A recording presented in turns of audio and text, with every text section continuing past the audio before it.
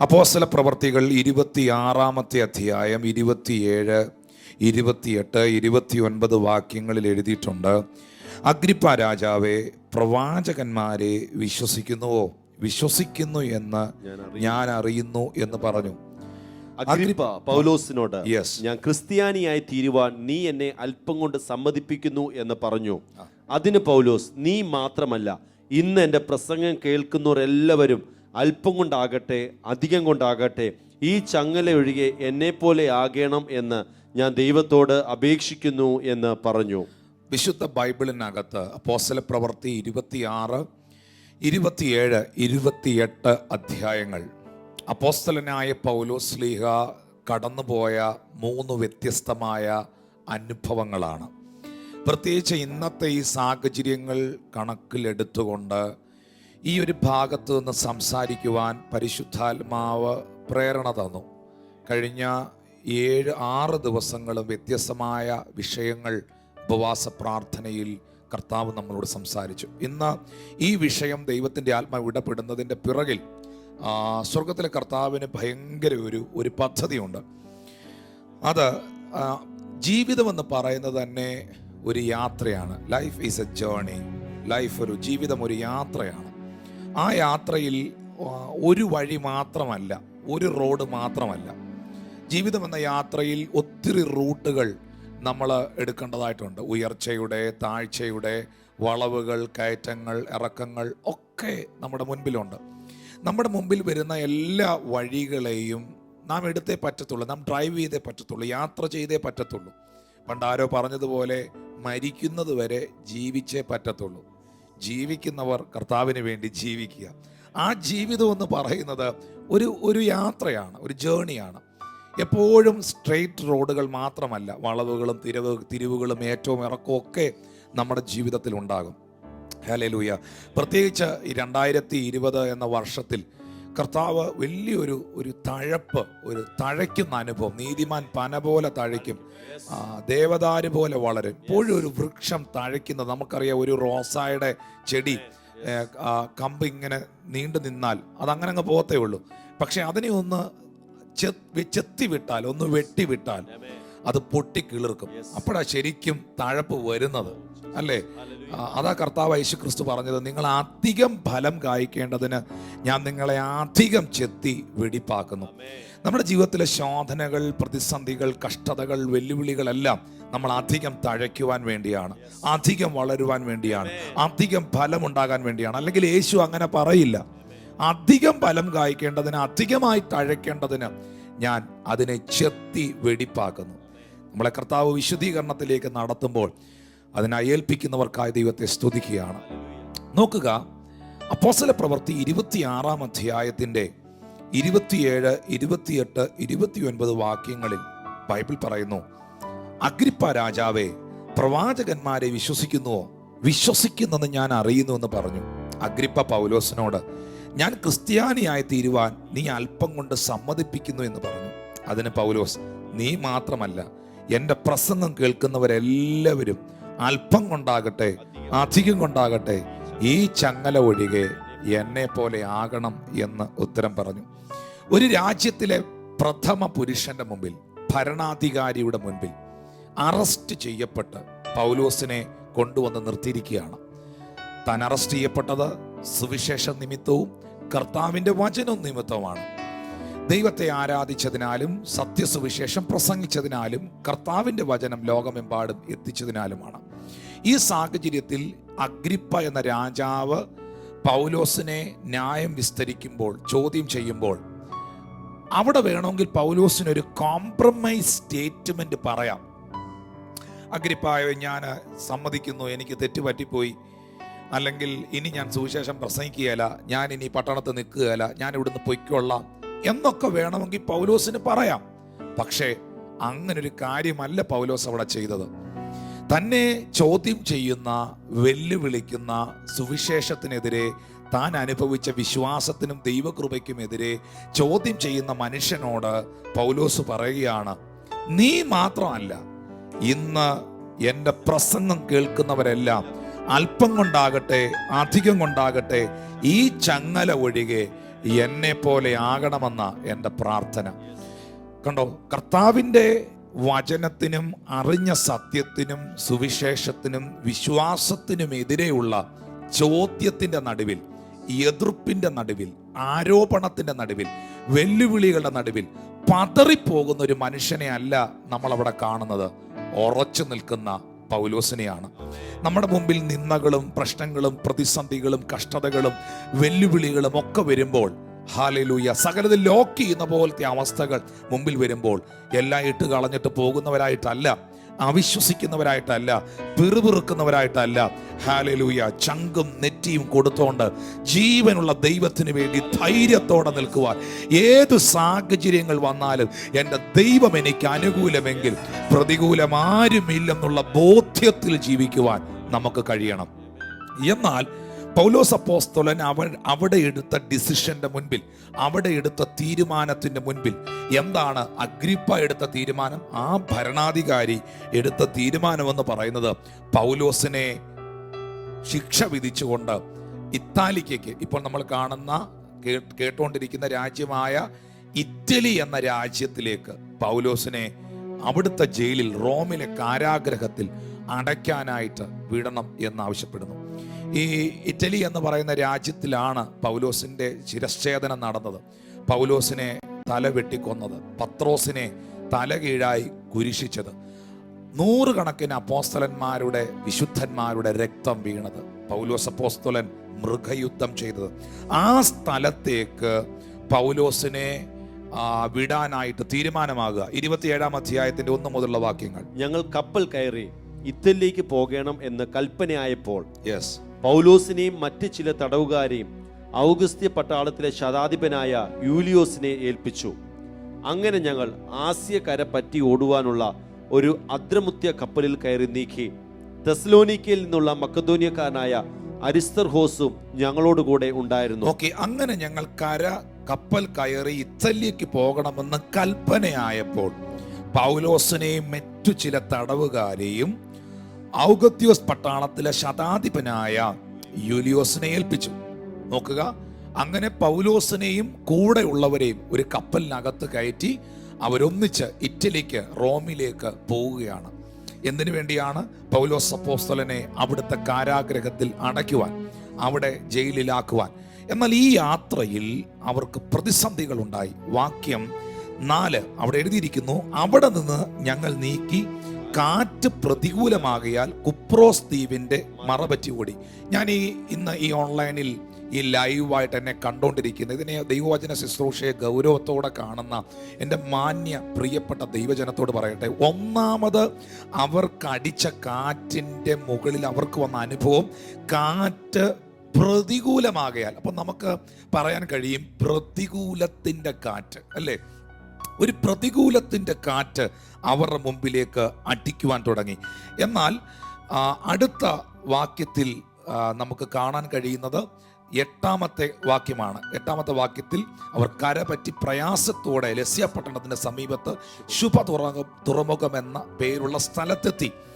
അങ്ങനെ വളരെ നാൾ ചെന്ന ശേഷം നോമ്പും കഴിഞ്ഞിരിക്കെ കപ്പലോട്ടം വൈഷമ്യമായി, വളരെ പ്രയാസമുള്ള സാഹചര്യങ്ങൾ അവർക്കുണ്ടായി. 7-ാമത്തെ വാക്യത്തിൽ കർത്താവിന്റെ ദാസനെ കാറ്റ് സമ്മതിക്കാകിയാൽ എന്നൊരു വാക്യമുണ്ട്. നിങ്ങളുടെ ബൈബിളിൽ ഒന്ന് നോക്കിയേ, 7-ാമത്തെ വാക്യം, 27-ന്റെ 7-ാമത്തെ വാക്യം. യെസ്, നീദോസ് തൂക്കിൽ പ്രയാസത്തോടെത്തി കാറ്റ് സമ്മതിക്കാകിയാൽ ക്രേത്ത ദ്വീപിന്റെ മറപറ്റി ശൽമോനയ്ക്ക് നേരെ ഓടി. അപ്പൊ ഒന്ന് പ്രതികൂലത്തിന്റെ കാറ്റ്, അല്ലെ? 2 സമ്മതിക്കാത്ത, മുൻപോട്ട് വിടാത്ത കാറ്റ്. ഇത് രണ്ടും പൗലോസും തൻ്റെ കൂടെയുള്ളവരും അനുഭവിച്ച യാഥാർത്ഥ്യമാണ്. സമ്മതിക്കുന്നില്ല, മുന്നോട്ട് വിടുന്നില്ല. ഇന്ന് എന്നെ കണ്ടുകൊണ്ടിരിക്കുന്ന നിങ്ങളിൽ എത്ര പേരുടെ ലൈഫിൽ ഇതിന് തുല്യമായ അനുഭവങ്ങൾ ഉള്ളവർ എന്നെ കേൾക്കുന്നുണ്ട്? മുന്നോട്ട് പോകാൻ സമ്മതിക്കാത്ത, എന്ത് ചെയ്താലും തടസ്സങ്ങൾ സൃഷ്ടിക്കുന്ന പ്രതികൂലത്തിൻ്റെ സമ്മതിക്കാത്ത കാറ്റുകൾ നിങ്ങളുടെ ലൈഫിൽ, നിങ്ങളുടെ ജീവിതത്തിന് മുമ്പിൽ അടിക്കുന്നുണ്ടെങ്കിൽ അതിനകത്ത് എൻ്റെ കർത്താവിനൊരു പദ്ധതി ഉണ്ട് എന്ന് വിശ്വസിക്കുന്നവർ നല്ലൊരു ആമീൻ പറഞ്ഞാട്ടെ. ഹല്ലേലൂയ. എന്നാൽ അടുത്ത വാക്യത്തിൽ 10-ാമത്തെ വാക്യം 9-10 വാക്യത്തിൽ എഴുതിയിട്ടുണ്ട്, വളരെ നാൾ ചെന്ന ശേഷം നോമ്പും കഴിഞ്ഞിരിക്കെ കപ്പലോട്ടം വൈഷമ്യമായതുകൊണ്ട് പൗലോസ് പറയുകയാണ് 10-ാം വാക്യത്തിൽ, പുരുഷന്മാരെ, ഈ യാത്രയിൽ ചരക്കിനും കപ്പലിനും മാത്രമല്ല നമ്മുടെ പ്രാണങ്ങൾക്കും ഏറിയ കഷ്ടനഷ്ടങ്ങൾ വരുമെന്ന് ഞാൻ കാണുന്നു എന്ന് അവരെ പ്രബോധിപ്പിച്ചു. അയ്യോ, ഇതൊരു ശ്രദ്ധിക്കേണ്ടതായൊരു വലിയ കാര്യമാണ്. അപ്പോസ്തലനായ പൗലോസ് ശ്ലീഹ, വെളിപ്പാടുകളുടെ ആധിക്യമുള്ള മനുഷ്യൻ, ദൈവത്തിൻ്റെ അഭിഷിക്തൻ, മരിച്ച യൂത്തിക്കോസിനെ ഉയർപ്പിച്ച മനുഷ്യൻ, അതിശക്തനായ ദൈവപുരുഷൻ, അദ്ദേഹം ജീവിതത്തിൽ വെളിപ്പെട്ട അനുഭവങ്ങളുടെയും സാഹചര്യങ്ങളുടെയും അടിസ്ഥാനത്തിൽ സാഹചര്യങ്ങളെയും അവസ്ഥകളെയും കണ്ടുകൊണ്ട് പറയുകയാണ്, ചരക്കിനും കപ്പലിനുമെന്ന് പറഞ്ഞു. നോക്കിയേ, നിങ്ങളുടെ ലഗേജ് എല്ലാം നിങ്ങൾക്ക് നഷ്ടപ്പെടും, നമ്മുടെ കയ്യിലുള്ള നന്മകളെല്ലാം നമ്മുടെ കയ്യിൽ നിന്ന് പോകും. അത് മാത്രമല്ല, നമ്മളാരും ജീവിച്ചിരിക്കില്ല, പ്രാണനും കൂടെ നഷ്ടപ്പെടാൻ പോകുന്നു എന്നൊരു പ്രസ്താവന 10-ാം വാക്യത്തിൽ പൗലോസ് നടത്തുക.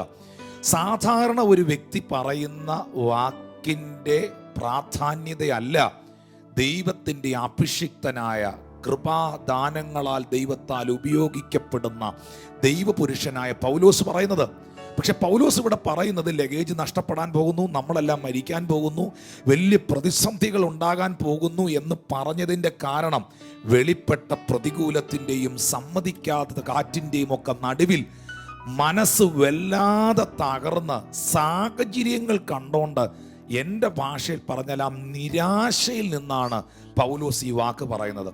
ഇന്ന് എന്നെ കണ്ടുകൊണ്ടിരിക്കുന്ന ഈ ഞായറാഴ്ച ദിവസം എന്നെ കേട്ടോണ്ടിരിക്കുന്ന പ്രിയപ്പെട്ടവരെ, സാഹചര്യങ്ങൾ നിമിത്തവും ഇന്ന് കാണുകയും കേൾക്കുകയും ഒക്കെ ചെയ്തുകൊണ്ടിരിക്കുന്ന ചില വിഷയങ്ങൾ നിമിത്തവും നിങ്ങൾ വല്ലാതെ മനസ്സ് തളർന്ന് പതറിയിരിക്കുകയാണെങ്കിൽ, വിഷയങ്ങൾ കണ്ട് പ്രതിസന്ധികൾ കണ്ട് പൗലോസ് അപ്പോസ്തലൻ പോലും സംശയിച്ചു പോയി, ഇനി ഒരു ഭാവി ഉണ്ടാകുമോ, ഇനി ഒരു നന്മ ഉണ്ടാകുമോ, ഇനി ഒരു ലൈഫ് ഉണ്ടാകുമോ, ഇനി ഒരു ആരാധന ഉണ്ടാകുമോ, ഇനി ഒരു വിടുതൽ ഉണ്ടാകുമോ, ഇനി ഒരു ഉയർച്ച ഉണ്ടാകുമോ, ഇനി ഒരു നന്മ ഉണ്ടാകുമോ എന്ന് പൗലോസ് പോലും സംശയിച്ചു പോയ സാഹചര്യങ്ങൾ ഉണ്ടായി. അതാണ് 10-ാമത്തെ വാക്യത്തിൽ കാണുന്നത്.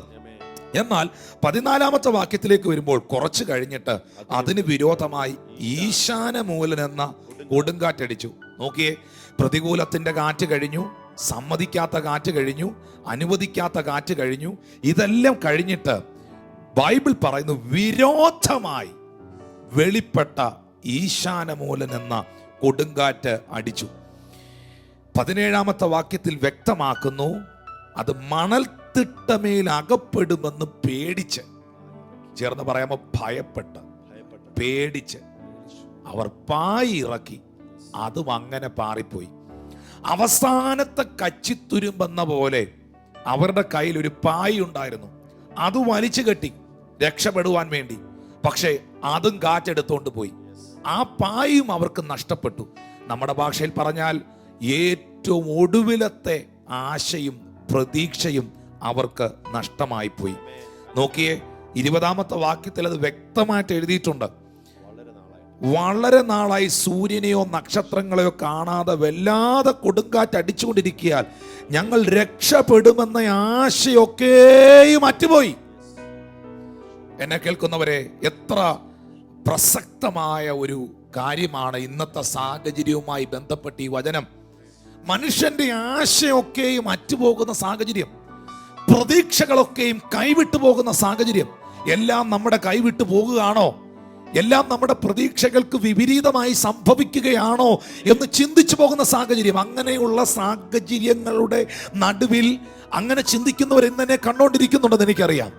ഞാൻ നിങ്ങളോട് സ്നേഹത്തോടെ പറയട്ടെ, ഇങ്ങനെ വലിയ പ്രതിസന്ധിയുടെ നടുവിൽ ഒടുവിലത്തെ പ്രതീക്ഷയും നഷ്ടപ്പെട്ട് ആശ മുഴുവൻ അറ്റുപോയി നിരാശയുടെ വാക്കുകൾ വാഗൊണ്ട് പറഞ്ഞ് ഇരിക്കുന്ന സാഹചര്യത്തിൽ 22-ാമത്തെ വാക്യത്തിലേക്ക് വരുമ്പോൾ രംഗങ്ങൾ മാറുകയാണ്, സാഹചര്യങ്ങൾ മാറുകയാണ്. പൗലോസ് അവിടെ പറയുന്നു, എങ്കിലും ഇപ്പോൾ ധൈര്യത്തോടിരിപ്പീൻ. ഹല്ലേലൂയ.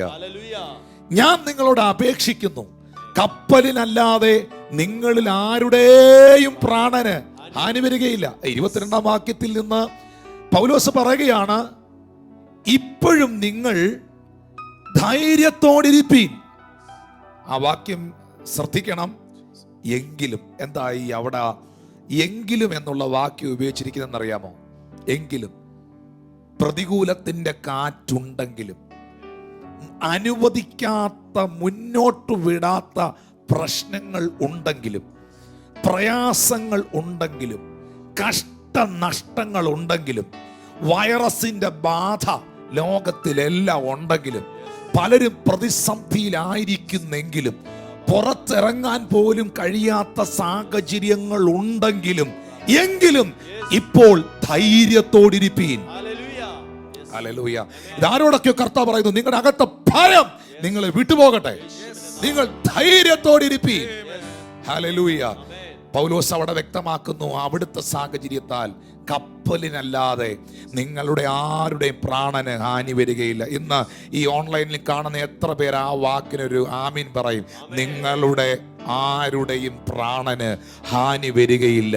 നിങ്ങൾക്കോ നിങ്ങളുടെ കുഞ്ഞുങ്ങൾക്കോ ഇന്നെ കാണുന്ന നിങ്ങളുടെ ആരുടെയും പ്രാണന് ഹാനി വരാതെ, പകൽ സൂര്യനെങ്കിലും രാത്രി ചന്ദ്രനെങ്കിലും നിന്നെ ബാധിക്കാതെ, ഒരു ദോഷവും നിനക്ക് തട്ടാതെ നിന്നെ പരിപാലിക്കുന്ന ഒരു കർത്താവുണ്ട്.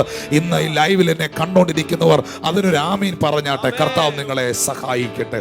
നോക്കുക പ്രിയപ്പെട്ടവരെ, എന്താണ് അതിന്റെ കാരണം? എൻ്റെ ഉടയവനും, 23-ാം വാക്യത്തിൽ പറയുന്നു, എൻ്റെ ഉടയവനും ഞാൻ സേവിച്ചു വരുന്നവനുമായ ദൈവത്തിൻ്റെ ദൂതൻ ഈ രാത്രിയിൽ എൻ്റെ അടുക്കൽ വന്നു. ഹല്ലേലൂയ. പ്രതിസന്ധികൾ നിൽക്കുമ്പോൾ, അനുവദിക്കാത്ത കാറ്റുകൾ അടിച്ചുകൊണ്ടിരിക്കുമ്പോൾ, പ്രതികൂലത്തിൻ്റെ കാറ്റുകൾ വീശിക്കൊണ്ടിരിക്കുമ്പോൾ, വലിയ പ്രതിസന്ധികൾ നിലനിൽക്കുമ്പോൾ, പ്രിയപ്പെട്ടവരെ, സമ്മതിക്കാത്ത കാറ്റും ഈശാനമൂലനും ഒക്കെ വന്നുകൊണ്ടിരിക്കുമ്പോഴും, അതിൻ്റെ നടുവിൽ ആശ മുഴുവൻ അറ്റുപോയ സാഹചര്യത്തിൽ അർദ്ധരാത്രിയിൽ ദൈവം പൗലോസിന്റെ അടുക്കൽ ഇറങ്ങി വന്നു. ദൈവത്തിന്റെ ദൂതൻ പൗലോസിന്റെ അടുക്കൽ കടന്നു വന്നു.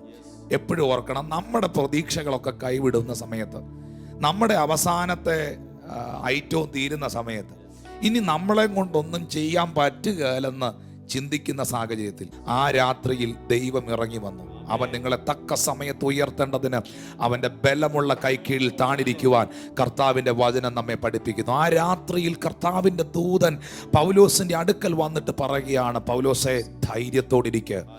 ഇന്നാരോടൊക്കെ പറഞ്ഞു, നീ ഭയപ്പെടരുത്, നീ കൈസരുടെ മുമ്പിൽ നിൽക്കേണ്ടതാകുന്നു. നിന്നോടുകൂടെ യാത്ര ചെയ്യുന്നവരെയൊക്കെയും ദൈവം നിനക്ക് ദാനം ചെയ്തിരിക്കുന്നു. അവിടെ പൗലോസ് പറയുന്ന ഒരു സ്റ്റേറ്റ്മെന്റ് 23-ാം വാക്യത്തിൽ, എൻ്റെ ഉടയവനും ഞാൻ സേവിച്ചു വരുന്നവനുമായ ദൈവത്തിൻ്റെ ദൂതൻ.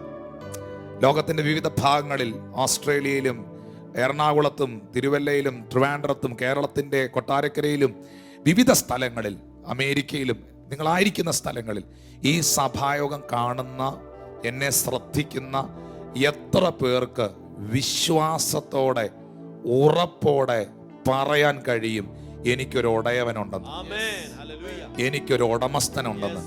Hallelujah, hallelujah. അനാഥനെന്ന് ഞാൻ കരുതിയപ്പോൾ അന്നാളിൽ അവൻ എന്നോട് ചൊല്ലി, ക്ഷീണിച്ചു പോകേണ്ട, നിന്നെ നടത്തുന്നവൻ നിന്നോട് കൂടെയുണ്ട്, നിന്നോട് കൂടെയുണ്ട്. കരുതുന്ന കർത്താവ് കൂടെയുണ്ട്. ഹല്ലേലൂയ. പ്രിയപ്പെട്ടവരെ, നമുക്കൊരു ഉടയവനുണ്ട്, നമുക്കൊരു ഉടമസ്ഥനുണ്ട്. ആ ദൈവം പറയുന്നു, നീ ഭയപ്പെടരുത്. ഇതൊരു ഇമ്പോർട്ടൻ്റ് ആയിട്ടുള്ള കാര്യമാണ്.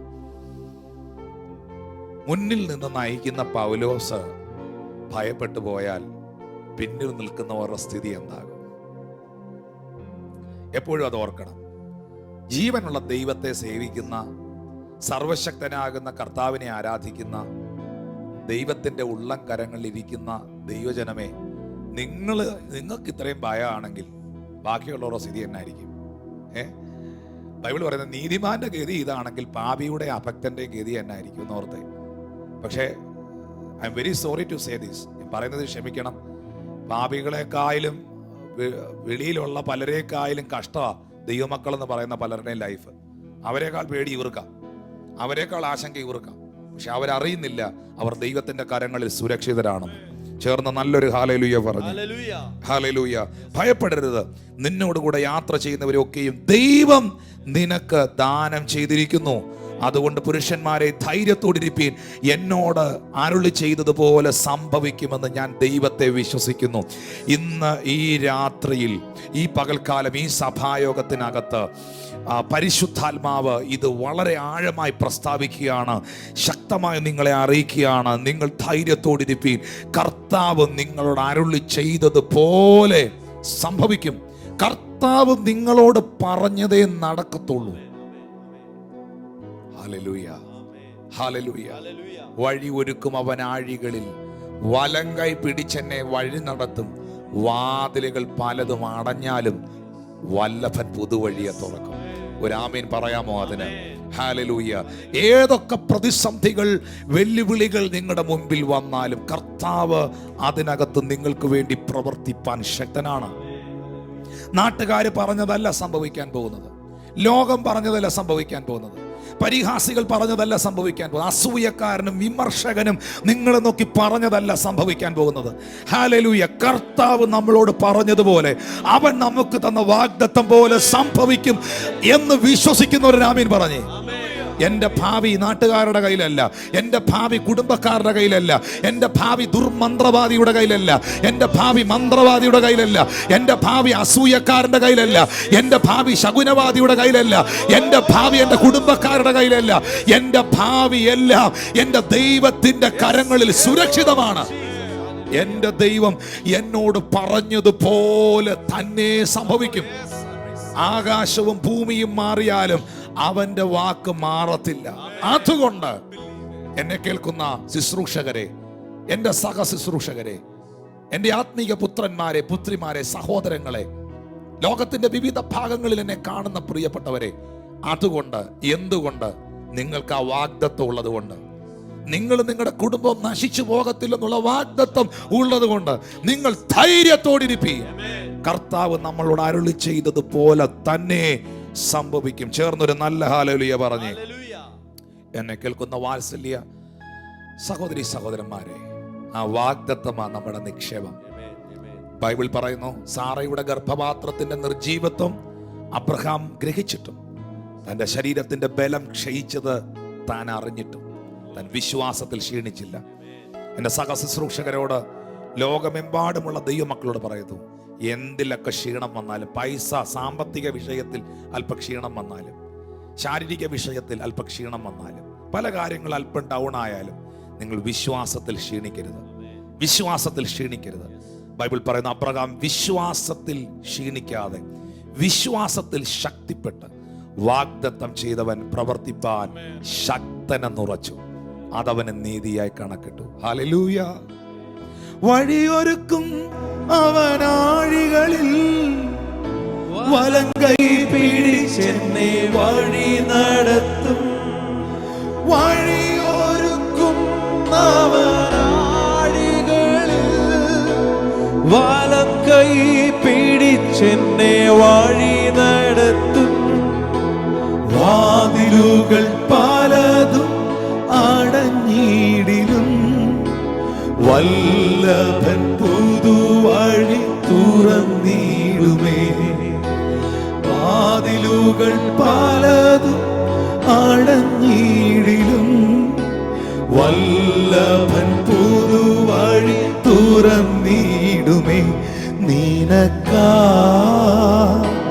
കരുതും അവൻ നല്ലയോ.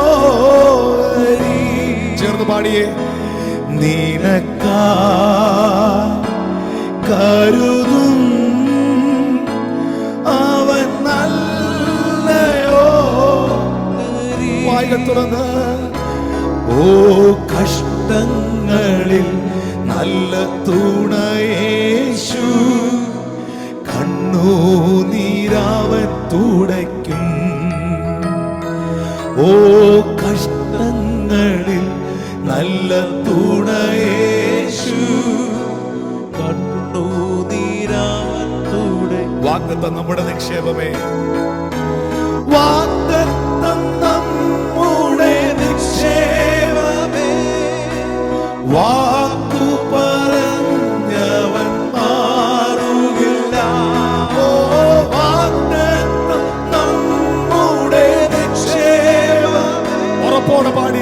വാക്കു പറഞ്ഞവൻ മാറുകില്ല. വാനവും ഭൂമി മാറിയിടുമേ, വചനങ്ങൾക്കോ ഒരു മാറ്റമില്ല. വാനവും ഭൂമിയും മാറിയിടുമേ, വചനങ്ങൾക്കോ ഒരു മാറ്റമില്ല. എനിക്കാ കരുതും അവൻ നല്ലയോ. ചേർന്ന് പാടിയേ, എനിക്കാ. അവരോ വ്യക്തിപരമായി പാടുക. കരുതും യേശു നല്ലയോ.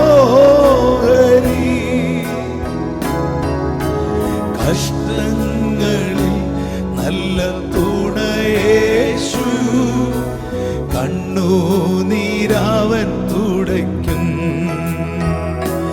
ഓ കഷ്ടങ്ങളിൽ നല്ല തുണയേശു, കണ്ണുനീരാവൻ തുടയ്ക്കും.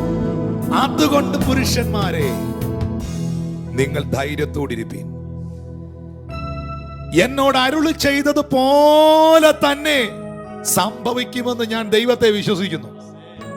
കർത്താവ് നമ്മളോട് പറഞ്ഞ എല്ലാ വാഗ്ദത്തങ്ങളും ദൈവം നിറവേറ്റിയിരിക്കും. ഈ സാഹചര്യങ്ങൾ കണ്ടതും ആരും സന്തോഷിക്കുകയും വേണ്ട, ദുഃഖിക്കുകയും വേണ്ട. കർത്താവ് പറഞ്ഞേ നടക്കുള്ളൂ. ഈ കടലെ പുറകോട്ട് വലിയുന്നത് നിനക്ക് കക്ക പറക്കാനല്ല. കടല് പുറകോട്ട് വലിയുന്നത് അതിനകത്ത് പോയി ശങ്കെടുക്കാനും കക്ക പറക്കാനും വേണ്ടിയല്ല. ഓടിക്കണം.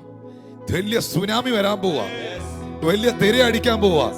എവിടെങ്കിലും ദൈവം നിശബ്ദനായി ഇരിക്കുന്നെങ്കിൽ ഞാൻ ഏറ്റവും കൂടുതൽ ഭയപ്പെടുന്നത് ദൈവത്തിന്റെ നിശബ്ദതയാ, ദൈവത്തിന്റെ പ്രവർത്തികളെക്കാൾ അധികം. കാരണം കർത്താവിനെ വെള്ളിയാഴ്ച കുരിശിച്ചു, കല്ലറയ്ക്കകത്ത് അടക്കി, അല്ലേ? ശനിയാഴ്ച ദിവസം ഭയങ്കര സൈലന്റ് ആയിരുന്നു, ഭയങ്കര ക്വയറ്റ് ആയിരുന്നു എല്ലായിടും. അത്ഭുതങ്ങളില്ല, വീര്യപ്രവർത്തികളില്ല, ഭൂതങ്ങൾ പുറത്താകുന്നില്ല, രോഗി സൗഖ്യമാകുന്നില്ല, പച്ചവെള്ളം വീഞ്ഞാകുന്നില്ല, ഒന്നും നടക്കുന്നില്ല. ശിഷ്യന്മാരെ കാണാനില്ല, എല്ലാവരും വീട്ടിനകത്ത് കയറി ഒളിച്ചിരിക്കുന്നു, കഥ കടച്ചിരിക്കുന്നു, ഒന്നും കാണാനില്ല. ആ ഒരു നിശബ്ദത ഞായറാഴ്ചത്തെ വലിയ ഒരു ഭൂകമ്പത്തിന് വേണ്ടിയായിരുന്നു. ആ ഒരു നിശബ്ദത വലിയൊരു പുനരുത്ഥാനത്തിന് വേണ്ടിയായിരുന്നു.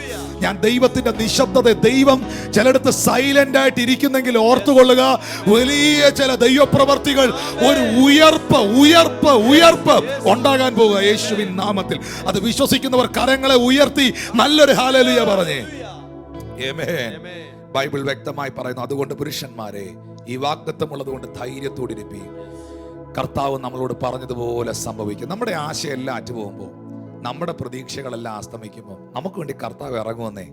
ശത്രുക്ക് മേശക് അബേദ ഹോമിനെ എരിയുന്ന തീച്ചൂളയിലേക്ക് വലിച്ചെറിയുമ്പോൾ, ഇനി ഒന്നും ചെയ്യാൻ പറ്റാതിരിക്കുമ്പോൾ നാലാമനായി കർത്താവ് ഇറങ്ങുമെന്നേ. സിംഹത്തിന്റെ കുഴിയിൽ ദാനിയേലേ നിന്നെ സഹായിപ്പാൻ ആരും ഇല്ലാതിരിക്കുമ്പോൾ കർത്താവ് ഇറങ്ങുമെന്നേ. Hallelujah, hallelujah. ഇന്ന് ഞാനിത് സംസാരിച്ചുകൊണ്ടിരിക്കുമ്പോൾ ആരോടൊക്കെയോ കർത്താവിന്റെ ആത്മാ പറയുന്നു, ചില വിഷയങ്ങളിൽ നിങ്ങൾക്ക് തന്നെ തോന്നുന്നല്ലേ, എൻ്റെ വിഷയത്തിൽ ദൈവം നിശബ്ദനാണോ എന്നല്ലേ? അവരെ നോക്കി ഞാൻ കർത്താവിൻ്റെ നാമത്തിൽ പറയുകയാണ്, യേശുവിൻ്റെ നാമത്തിൽ അവരുടെ ലൈഫ് ഒരു വലിയ മിറക്കിളാകും. കർത്താവ് നിങ്ങളെ മാനിക്കും. നോക്കാം, ഈ വാഗ്ദത്തം നിറവേറിയോ എന്നുള്ളത് നമുക്കൊന്ന് ശ്രദ്ധിക്കാം. വാക്യം 44-ാമത്തെ വാക്യം. യെസ്. ആദ്യം ചാടി കരയ്ക്ക് പറ്റുവാനും ശേഷമുള്ളവർ പലകമേലും കപ്പലിന്റെ കണ്ണങ്ങളുടെ മേലുമായി എത്തുവാനും കൽപ്പിച്ചു. ഇങ്ങനെ എല്ലാവരും കരയിലെത്തി രക്ഷപ്പെടുവാൻ സംഗതി വന്നു. എല്ലാവരും കരയിലെത്തി, എല്ലാവരും രക്ഷപ്പെടുവാൻ സംഗതി വന്നു. എന്താ അതിന്റെ കാരണം എന്നറിയാം? 34-ാമത്തെ വാക്യത്തിൽ പൗലോസ് പറയുന്നു, നിങ്ങളുടെ ഒരുത്തന്റെയും തലയിലെ ഒരു രോമം പോലും നഷ്ടമാകില്ല നിശ്ചയം. ഹല്ലേലൂയ. മനുഷ്യൻ തീർന്നെന്ന് പറയുന്നിടത്ത്, മനുഷ്യൻ എല്ലാം കഴിഞ്ഞെന്ന് പറയുന്നിടത്ത് തുടങ്ങുന്ന ഒരു ദൈവമാണ്. അത് വിശ്വസിക്കുന്ന ഒരു ആമേൻ പറഞ്ഞു. എല്ലാം തീർന്നെന്ന് ലോകം എന്നെ നോക്കി പറയുമ്പോ തീർന്നെടുത്തുനിന്ന് ആരംഭിക്കുന്നൊരു ദൈവമുണ്ട്. ചില ആൾക്കാർ പറയാറുണ്ട്, ഞാൻ ഒന്നേന്നും പറഞ്ഞ് തുടങ്ങിയതാ, ദൈവം എന്നെ ഇത്രത്തോളം നടത്തിയെന്ന്. കർത്താവിന് തുടങ്ങാൻ ആ ഒന്നും വേണ്ട. നിങ്ങൾ പറയുന്ന ഒന്നുപോലും കർത്താവിന് വേണ്ട. കാരണം അവൻ മരിച്ചതിനെ ഉയർപ്പിക്കുകയും ഇല്ലാത്തതിനെ ഉള്ളതുപോലെ വിളിച്ചു വരുത്തുകയും ചെയ്യുന്നവനാ. അവൻ ശൂന്യതയിൽ നിന്ന് സകലത്തെ ആരംഭിച്ച ദൈവമാ. കൈകളെ ഉയർത്തി കർത്താവിന് നല്ലൊരു സ്തോത്രം ചെയ്യാം. കർത്താവ് പറഞ്ഞ വാഗ്ദത്തങ്ങൾ അതുപോലെ നിവർത്തീകരിക്കപ്പെടുവാനിടയായി. എന്നാൽ 28-ാമത്തെ അധ്യായത്തിലേക്ക് വരുമ്പോൾ അവർ രക്ഷപ്പെട്ട് എവിടെ എത്തി? അവർ രക്ഷപ്പെട്ട് മെലീത്ത എന്ന ദ്വീപിലെത്തി, മാൾട്ടയിലെത്തി. അവിടെ ബൈബിൾ പറയുന്നു, അവിടുത്തെ ബർബരന്മാർ ഞങ്ങൾക്ക് അസാധാരണമായ ദയ കാണിച്ചു, മഴയും ശീതവും നിമിത്തം തീ കൂട്ടി ഞങ്ങളെ ഒക്കെയും കൈക്കൊണ്ടു. ഇവിടെ ഒരു സന്ദേശം മറഞ്ഞു കിടപ്പുണ്ട്. ആ സന്ദേശമാണ് ഇന്ന് നിങ്ങൾ ഏറ്റവും അധികം ശ്രദ്ധിക്കേണ്ടത്. ഈ കപ്പൽ ചാർട്ട് ചെയ്തത് റോമിലേക്കാണ്, ഇറ്റലിയിലേക്കാണ്. പക്ഷേ പല കാറ്റുകൾ അടിച്ച്, സമ്മതിക്കാത്ത കാറ്റ്, പ്രതികൂലത്തിന്റെ കാറ്റ്, ഈശാനമൂലം, വിവിധ നിലയിലുള്ള കാറ്റുകൾ അടിച്ച് ഇപ്പോൾ ഇവരെത്തിച്ചേർന്നിരിക്കുന്നത് റോമിലല്ല, ഇറ്റലിയിലല്ല, മെലീത്തയിലാണ്, മാൾട്ടയിലാണ്. നമ്മൾ എടുത്ത ചില റൂട്ടുകളെ ദൈവം റീറൂട്ട് ചെയ്യും. നിങ്ങൾ ചിന്തിച്ച് നിങ്ങളുടെ ബുദ്ധി കൊണ്ട്, മനുഷ്യന്റെ കഴിവുകൾ കൊണ്ട് അവൻ എടുക്കുന്ന ചില റൂട്ടുകളെ ദൈവം റീറൂട്ട് ചെയ്യും. ഈ ഒരു ആഴ്ചയിലൊക്കെ എന്തെല്ലാം കാര്യങ്ങൾ പ്ലാൻ ചെയ്തവർ ലോകത്തിലുണ്ടല്ലേ? എന്തെല്ലാം പ്ലാനിങ്ങുകൾ ഉണ്ടായിരുന്നവരുണ്ട്. എല്ലാ പ്ലാനിങ്ങും പൊളിഞ്ഞില്ലേ? കഴിഞ്ഞ ദിവസം എന്നോട് ഒരു സഹോദരൻ ചോദിച്ചു, ചർച്ചൊന്നും ഇപ്പോൾ ഇല്ലല്ലേ അവിടെ? ഞാൻ പറഞ്ഞു, എല്ലാവരും അവരവരുടെ ഭവനങ്ങളിൽ ഇരുന്ന് ആരാധിക്കുന്നുണ്ട്. സത്യം പറഞ്ഞ ക്ലോസ്ഡ് ആകാത്ത ഒന്നുണ്ടെങ്കിൽ ആരാധന മാത്രമേ ഉള്ളൂ. ശരിയല്ലേ? അത് നിങ്ങൾ മനസ്സിലാക്കണം. സിനിമാശാലകൾ ക്ലോസ്ഡ് ആണ്, സ്കൂളുകൾ ക്ലോസ്ഡ് ആണ്, കോളേജുകൾ ക്ലോസ്ഡ് ആണ്. ഇന്നത്തെ ദിവസത്തിൽ പബ്ലിക് ട്രാൻസ്പോർട്ടുകളെല്ലാം ക്ലോസ്ഡ് ആണ്, എല്ലാം കടകൾ അടച്ചിരിക്കുന്നു, എല്ലാം ഷട്ട് ഡൗൺ ആണ്. പക്ഷെ ഇപ്പോഴും നടന്നുകൊണ്ടിരിക്കുന്ന ആരാധനയുള്ളൂ. Praise God. ഇപ്പോഴും നടന്നുകൊണ്ടിരിക്കുന്നത് പ്രാർത്ഥനയുള്ളൂ. അതിന് എത്ര പേര് അതിനൊരു ആമീൻ പറയാനുണ്ട്? ഹല്ലേലൂയ. ഒരു ജനമെല്ലാം കൂടെ ഒന്നിച്ചു കൂടി വരുന്ന, ഒന്നിച്ചു വന്നിരിക്കുന്ന ഒരു കെട്ടിടം ലോക്ക് ചെയ്തിട്ടിട്ടുണ്ട്. പക്ഷേ ദൈവത്തിന്റെ ജനത്തിന്റെ നാക്ക് ലോക്ക് ചെയ്തിട്ടില്ല. ജനം ഇപ്പോഴും ആരാധനയിലാണ്. ഇപ്പോഴും ആയിരങ്ങൾ പല രാജ്യങ്ങളിൽ പ്രാർത്ഥനയിലാണ്. അവരവരുടെ ഭവനങ്ങളിൽ ഇരുന്ന് അവർ ദൈവത്തോട് പ്രാർത്ഥിക്കുകയാണ്. ഓ താങ്ക് യു ലോർഡ് ജീസസ്. അതിനൊരു മുടക്കവും വരുന്നത്, അതിന് മുടക്കം വരുന്നത് കർത്താവ് വരുന്നത് കഴിയുമ്പോൾ മാത്രം. ദൈവമക്കൾ ഈ ഭൂമിയിൽ നിന്ന് എടുക്കപ്പെടും, വിശുദ്ധന്മാർ ഈ ഭൂമിയിൽ നിന്ന് കടന്നു പോകും. പിന്നെ ആ കാര്യം ഇവിടെ കാണുകയില്ല. അതൊരു വല്ലാത്ത കാലഘട്ടം തന്നെയായിരിക്കും. എന്നാൽ അതിനൊക്കെ എത്തുന്നതിന് മുമ്പ് കർത്താവിന്റെ വരവിനായിട്ട് ഒരുങ്ങാനാണ് ഞാൻ ഈ മീറ്റിംഗിൽ പ്രാരംഭത്തിൽ നിങ്ങളെ അറിയിപ്പാനായിട്ട് ഇടയായത്. പ്രിയപ്പെട്ടവരെ, ദൈവം നമ്മൾ എടുക്കുന്ന ചില റൂട്ടുകളിൽ നിന്ന് നമ്മളെ റീറൂട്ട് ചെയ്യും, നമ്മളെ വഴിതിരിച്ചു വിടും. ഈ ബൈബിളിൽ 1-2 സംഭവങ്ങൾ ഞാൻ കാണിച്ചു തരാം. പുറപ്പാട് പുസ്തകം 14-ാം അധ്യായത്തിന്റെ 1, 2, 3 വാക്യങ്ങളൊന്ന് വായിച്ച്. പുറപ്പാട് പുസ്തകം 14-ാം അധ്യായം ആ വാക്യങ്ങളൊന്ന് വായിച്ച്. യഹോവ പിന്നെയും മോശയോട് കൽപ്പിച്ചത് എന്തെന്നാൽ, നിങ്ങൾ തിരിഞ്ഞ് മിഗ്ദോലിനും കടലിനും മധ്യേ ബാൽസഫോന് സമീപത്തുള്ള പീഹീരോത്തിനരികെ പാളയം ഇറങ്ങണമെന്ന് ഇസ്രായേൽ മക്കളോട് പറക. അതിൻ്റെ സമീപത്ത് സമുദ്രത്തിനരികെ നിങ്ങൾ പാളയം ഇറങ്ങണം. എന്നാൽ അവർ ദേശത്ത് ഉഴലുന്നു, മരുഭൂമിയിൽ കുടുങ്ങിയിരിക്കുന്നു എന്ന് ഫറവോൻ ഇസ്രായേൽ മക്കളെ കുറിച്ച് പറയും. ഫറവോൻ അവരെ പിന്തുടരുവാൻ തക്കവണ്ണം ഞാൻ അവൻ്റെ ഹൃദയം കഠിനമാക്കും. ഞാൻ യഹോവ ആകുന്നു എന്ന് മിസ്രൈമ്യർ അറിയേണ്ടതിന് ഫറവോനിലും അവന്റെ സകല സൈന്യങ്ങളിലും ഞാൻ എന്നെ തന്നെ മഹത്വപ്പെടുത്തും. അവർ അങ്ങനെ ചെയ്തു. അതിന്റെ 1-ാം വാക്യം ഒന്നുകൂടെ ഞാൻ പറയാം. യഹോവ പിന്നെയും മോശയോട് അരുളി ചെയ്തത് എന്തെന്നാൽ, മോശയോട് ദൈവം പറയുകയാണ്, ഇവരെല്ലാം കൂടെ ഒന്നിച്ച് യാത്ര ചെയ്തുകൊണ്ടിരിക്കുമ്പോൾ അവർക്കറിയാവുന്ന പോലത്തെ റൂട്ടിലൂടെ അവർ പോയിക്കൊണ്ടിരിക്കുമ്പോൾ അൺഎക്സ്പെക്റ്റഡ് ആയിട്ട്, പ്രതീക്ഷിക്കാത്തൊരു സമയത്ത് ദൈവം തമ്പുരാൻ ഇറങ്ങി വന്ന് അവർക്കൊരു റൂട്ട് പറഞ്ഞു കൊടുത്തു. 2-ാമത്തെ വാക്യത്തിൽ എഴുതിയിട്ടുണ്ട്, ആ റൂട്ട് ദൈവം പറഞ്ഞതാണ്, നിങ്ങൾ മിഗ്ദോൽ കടലിന് മധ്യേ ബാൽസെഫോന് സമീപത്തുള്ള പീഹിഹിരോത്തിനരികെ പാളയമിറങ്ങണം. ഇസ്രായേൽ മക്കളോട് പറക, അതിന്റെ സമീപത്ത് സമുദ്രത്തിനരികെ നിങ്ങൾ പാളയം ഇറങ്ങണം. ഹല്ലേലൂയ. 3-ാമത്തെ വാക്യത്തിൽ പറയുകയാണ്, എന്നാൽ അവർ ദേശത്തൊഴിലിൽ നിന്ന് മരുഭൂമിയിൽ കുടുങ്ങിയിരിക്കുന്നത് ഫറവോൻ ഇസ്രായേൽ മക്കളെ കുറിച്ച് പറയും. ഇതൊന്ന് ശ്രദ്ധിക്കുക. ഇന്ന് ഓൺലൈനിൽ എന്നെ കാണുന്നവർ, ഇത് ചിലരോടുള്ള ദൈവത്തിൻ്റെ ഒരു ആലോചനയാണ്. ജനം അവർ അവരുടെ ചിന്തയിൽ അവർക്കറിയാവുന്നത് പോലെ നടന്നു പോയിക്കൊണ്ടിരിക്കുക. ലക്ഷക്കണക്കിന് ആൾക്കാരുണ്ട്. പെട്ടെന്ന് ദൈവം തമ്പുരാൻ ഒരു നാവിഗേറ്ററുമായിട്ട് വന്ന ഒരു റൂട്ട് അവർക്ക് പറഞ്ഞു കൊടുക്കുക. മോശയ്ക്ക് ഈ റൂട്ട് പറഞ്ഞു കൊടുത്തത് ദൈവമായിരുന്നു. ദൈവം മോശയോട് പറഞ്ഞ റൂട്ടിലായിരുന്നു ചെങ്കടൽ. നമ്മളെപ്പോഴും പറയും ചെങ്കടൽ പോരാട്ടം എന്നൊക്കെ നമ്മൾ പറയും. പക്ഷേ ഞാൻ വിശ്വസിക്കുന്നു ഈശാനമൂലന്റെ പുറകിൽ ദൈവമുണ്ട്, അടിച്ച കാറ്റുകളുടെ പുറകിൽ ദൈവമുണ്ട്. കാരണം ദൈവം ചിലത് റൂട്ട് ചെയ്യുന്നതാണ്. ഇപ്പോൾ ഈ നടന്നുകൊണ്ടിരിക്കുന്ന സാഹചര്യങ്ങളിൽ സംഭവങ്ങളുമായി ബന്ധപ്പെട്ട് ദൈവത്തിന് ഭയങ്കര ഒരു പദ്ധതിയുണ്ട്. ഇപ്പം നമ്മളത് അറിയേല, എന്നാൽ താമസം വിന കർത്താവ് അത് നമ്മളെ അറിയിച്ചിരിക്കും. ദൈവത്തിൻ്റെ വലിയൊരു പദ്ധതി ഇതിൻ്റെ പുറകിൽ കിടപ്പുണ്ട്. ഇവർ ഈ റൂട്ട് എടുക്കുന്ന സമയത്ത് ബൈബിൾ പറയുന്നു അവർ ചെന്ന് എത്തിയത് ചെങ്കടലിന്റെ മുമ്പിലാണ്. അയ്യോ, ദൈവം പറഞ്ഞ റൂട്ടിൽ ചെങ്കടലോ, ദൈവം പറഞ്ഞ റൂട്ടിൽ തടസ്സമോ. പക്ഷെ ഓർക്കണം, നമ്മെ റീറൂട്ട് ചെയ്യുന്ന ദൈവത്തിന് അതിനകത്തൊരു പ്ലാൻ ഉണ്ട്, അതിനകത്തൊരു പദ്ധതിയുണ്ട്. എന്നിട്ട് അത് മാത്രമല്ല, അവിടുത്തെ ഒരു പ്രതിസന്ധി നമ്മൾ പ്രധാനമായിട്ട് കാണുന്നത്, ഇവർ ഈ ദേശത്ത് കുടുങ്ങിക്കിടക്കുന്നെന്ന് ഫറവോനെ ദൈവം അറിയിച്ചു. വിളിക്കപ്പെട്ട ജനം, ഇറങ്ങിത്തിരിച്ച ജനം എങ്ങും എത്തിയില്ല. അവർക്കൊരു നന്മയുണ്ടായില്ല. അവരെത്തേണ്ടടുത്ത് എത്തിയില്ല. അവർ കിടന്ന് വലയുക, കഷ്ടപ്പെടുക എന്ന് ഫറവോനെ അറിയിച്ചു. അതൊരു വല്ലാത്ത പ്രതിസന്ധിയാണ്.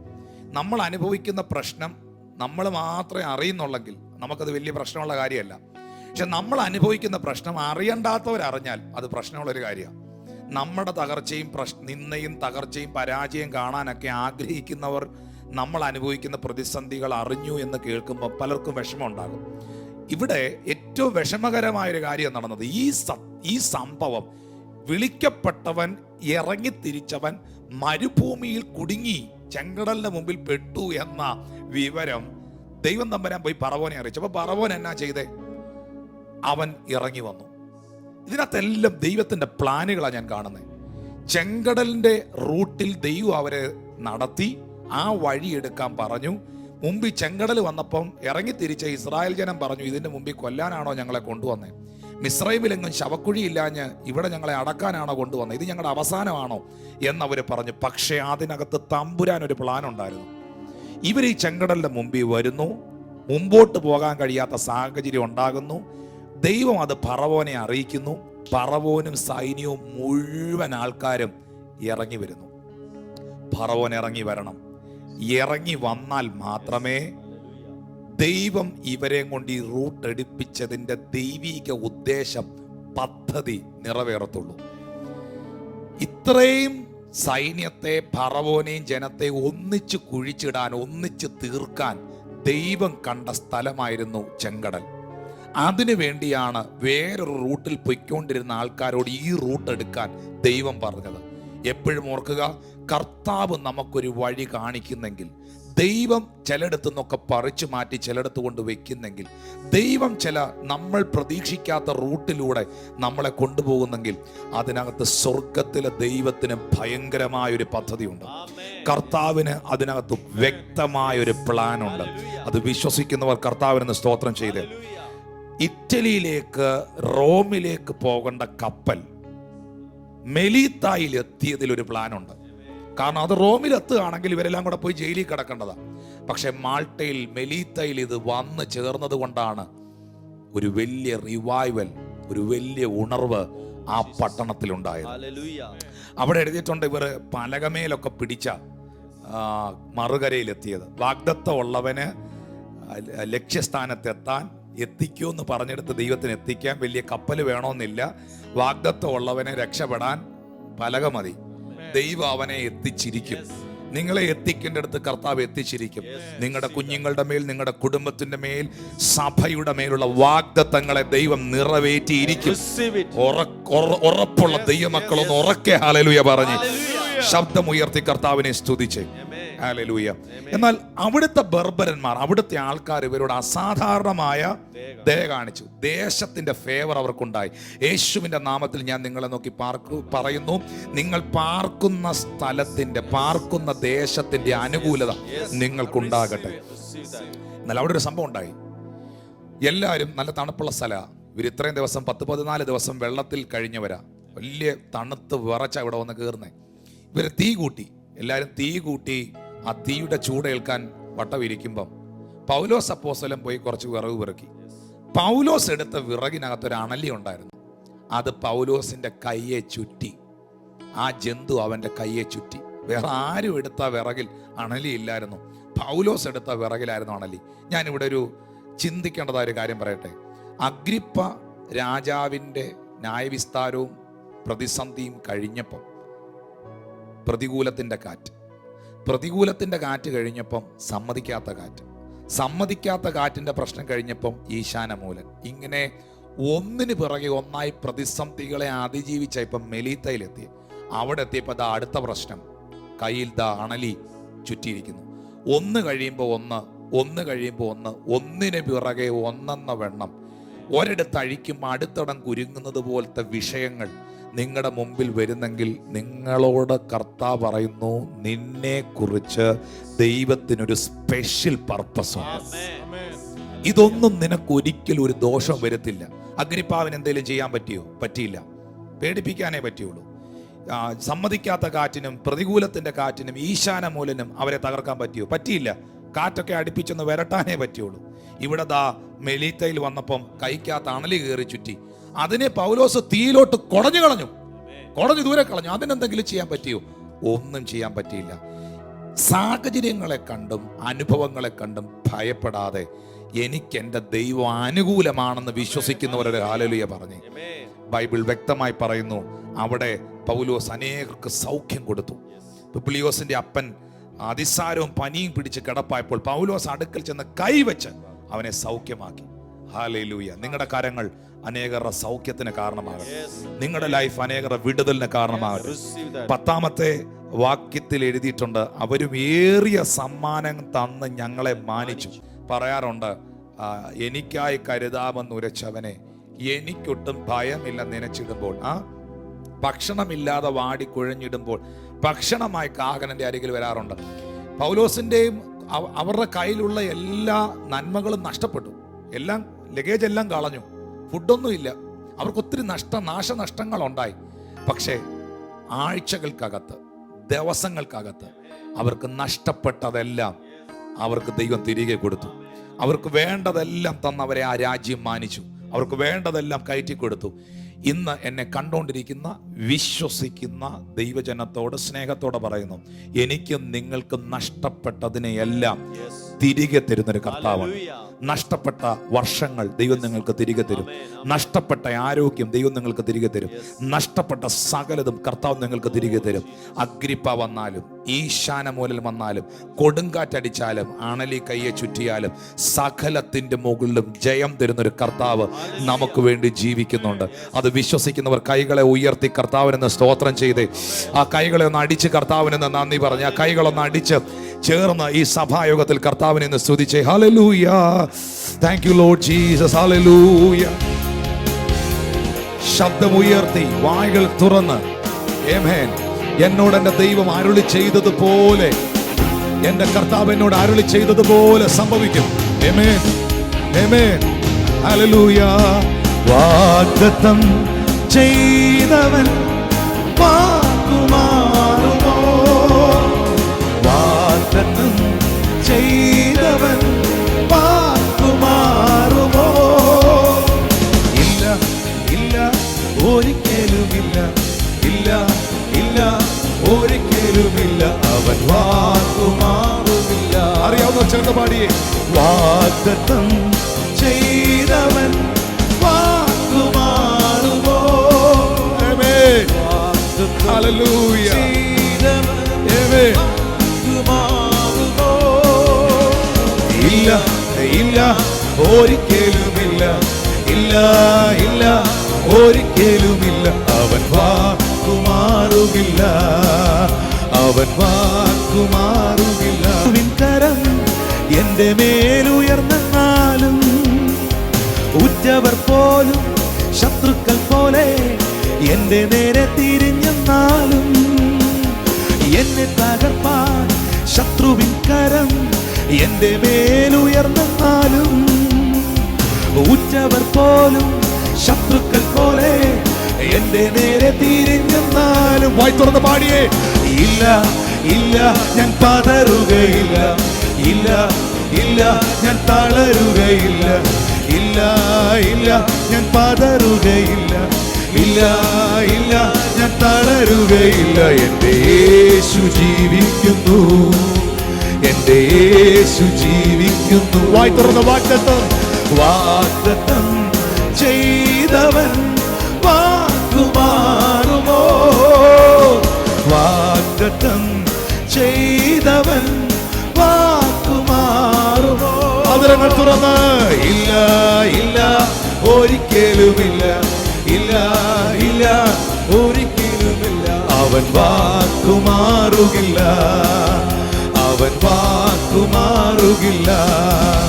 നിന്നെ തകർക്കുവാനോ നിന്നെ മൂടിക്കുവാനോ അല്ലല്ല ഈ വേദന, നിന്നെ പണിതെടുത്ത് നല്ല പൊന്നാക്കുവാൻ അല്ലയോ ഈ ശോധന. ചേർന്ന് പാടിയേ. നിന്നെ തകർക്കുവാനോ നിന്നെ മൂടിക്കുവാനോ അല്ലല്ല ഈ വേദന, നിന്നെ പണിതെടുത്ത് നല്ല പൊന്നാക്കുവാൻ അല്ലയോ ഈ ശോധന. കഷ്ടങ്ങളിലും പതറിടല്ലേ, കണ്ണുനീരിലും തളർന്നിടല്ലേ. ഞാനെന്നും നിന്റെ ദൈവം, നീ എന്നും എന്റേതാണേ. ഞാനെന്നും നിന്റെ ദൈവം, നീ എന്നും എന്റേതാണ്. ഒരിക്കൽ കൂടെ പാടിയ. എന്നെ തകർക്കുവാനോ എന്നെ മൂടിക്കുവാനോ അല്ലല്ല ഈ വേദന, ഹല്ലേലൂയ. എന്നെ പണിതെടുത്ത് അല്ലയോ ഈ ശോധന. ശബ്ദമുയർത്തി. എന്നെ തകർക്കുവാനോ എന്നെ മൂടിക്കുവാനോ അല്ലല്ല ഈ വേദന, എന്നെ പണിതെടുത്ത് നല്ല പൊന്നാക്കുവാൻ അല്ലയോ ഈ ശോധന. Hallelujah hallelujah hallelujah hallelujah hallelujah hallelujah hallelujah hallelujah hallelujah hallelujah hallelujah hallelujah hallelujah hallelujah hallelujah hallelujah hallelujah hallelujah. ഓ ശതബൗരി കമരിയാന്തരിയാലകന. ചേർന്നാന്തരങ്ങൾ തുറന്ന് വായികൾ തുറന്ന് യേശുവേ ഹല്ലേലൂയ ഹല്ലേലൂയ ഹല്ലേലൂയ.